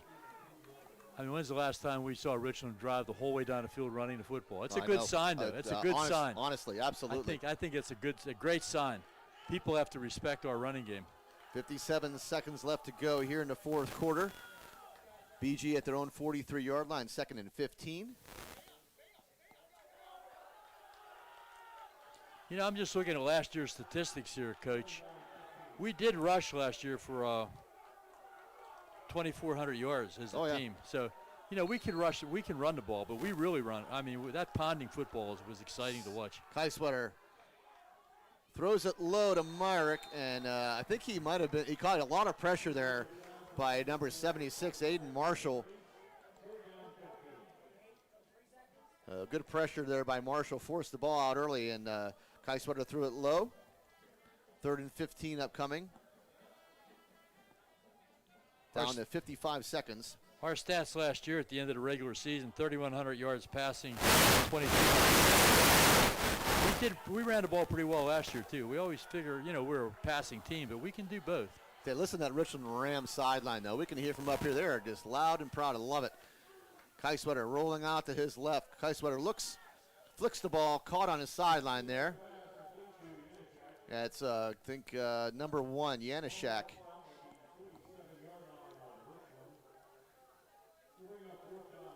We'll give BG credit there. They played hard tonight. Oh, there's no question. I mean, it's not over yet. I mean, we're not counting this as an over game, but they played hard. We knew it was going to be a good, hard-nosed football game. Tough game, of a way to start the tough season. game to start off for both. Right, like you said, Coach. It's the 3 best teams in the Laurel Highlands. Yeah. And got it. 2 of them have to face each other week 1. 49 seconds left to go. 4th and 5 upcoming for the Marauders. Guilfoyle is going to throw this one deep. He's got a man, but Kellen Stahl is back there and breaks it up. Great play by Kellen Stahl. The man was open for just a minute trying to catch the number. It might have been Keegan Myrick. But Kellen Stahl closes the gap and breaks it up. And the Rams will take over and pretty much can take a knee at this point. They still have 1 timeout, right? Or do they? Marauders have 1 timeout 1 timeout, left. so they can kill it 1 time. But 43 seconds left to go. Pretty much puts the game away. We might actually see the quarterback underneath the center. Yeah, the only time you ever see it. I know. Yep. I hope he doesn't. Well, I should. Never mind. You know what I was going to almost said. No, but actually they're staying in the gun, but they're putting a man deep. It's way back in the backfield. It's going to be Griffin LaRue. Kellen Stahl will take the knee. They're not calling the timeout. And they're just right. They're going to let the clock roll down. We're at 30 seconds. Shaking hands already on the line of scrimmage. Great job here tonight. What a ball game, Coach. What a way to start the season off. Bad on the technical front. Starting of a slow start by the Rams on the football front. And as we got our problems corrected here technically, Rams got their that was an interesting, let's just say interesting start to the season. Yeah. We don't need any more of those. I think Jared was, he was sweating it pretty hard there. Jared worked hard, and again, he did work very, very hard. Just so everybody understands, that was not any fault of Romsburg Media. It was a problem here with the internet service here at Altoona at Mansion Park. It was the big internet issue. He worked very hard to correct that, and we applaud their efforts, and glad we're back on the air and everybody can hear, and that's the way it should be. In the miracle of technology, we pulled it off. He pulled it off. He did. He pulled it off. Not we. Yeah. Our players are going down to. They're going to get down to the camera. Everybody to Silver Drive-In. So look at your boys. They played a great game. They came back with 19 unanswered points here in the second half. All right, we got Coach Bailey coming down real quick. Sweet. So we'll get a couple words in with the coach. See if PJ can get him real quick. If not, we'll do a little talk. PJ, when you're ready, just go ahead and bump us out. We'll have a little discussion here, Coach. All right. Go ahead. Grab it. As the Richland Rams next week at home at Hurlinger Field, we've got the Bedford Bison coming in. That should be a matchup. They Chestnut Ridge, that's what I'm trying to say. Chestnut surprisingly and they surprisingly, it was an easy game for them. But they're the real deal. This is the team. Kevin Steele is the head coach. He went to he was a roommate of a friend of mine in Shippensburg, and he's a nice guy. He really is a good guy, and he's a good coach. So it's going to be an interesting matchup. Can't wait to see it. We have Swain Mercury. I love the name. Oh, I love his name. It might be the best name in the Laurel Highlands. Yeah, Mercury Swain. And Stephen Ressler is the other guy you have to watch out for on the offensive side of the football. Those are 2 great players. Saw them back in the day when they knocked off our undefeated junior high team. Eighth grade team. When they got to 8th grade, this team were undefeated since 3rd grade, and they had 1 loss in all those years, and that was to Bedford. And we lost 16-14. Bedford got both their 2-point conversions, and we missed both of ours. And Mercury Swaim and Stephen Ressler were the difference makers in that football game. So that was who was on our 8th grade team? That was Kellen Stahl, Griffin LaRue. Yeah, my son Tony DiMartino, and Aiden Thomas, Eli Fresh. Well, is Swain only a junior then? Yeah, he's the same the age. same Yeah, age. Wrestler and Swaymer both are all, So they're all the same age. they're going to be matched up for 2 And more we years. had known at that point, right? Yeah, you're going to face these kids again. They're very good athletes, very well coached, and that should be a lot of fun next week at Hurlinger Field.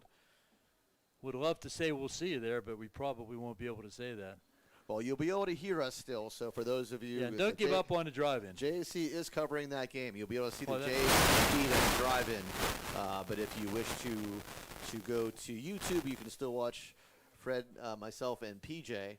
So however you're going to see the game, and doesn't really make a difference. You're going to see the boys playing football, and that's the biggest thing, and that they're playing football. That's right. We talked about that earlier, the importance of it, and the importance of it to the whole state of Pennsylvania, really. We need back to normal. You know, as I said earlier, we're tired of getting lectured to. We're tired of being told what to do and what not to do. So here we All right, here comes Coach, guys. got All right, Coach. take it away, PJ.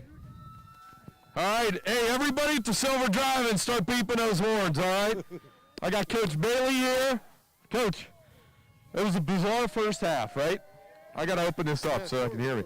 It was a bizarre first half. No fans in. It was a little down, a little dead.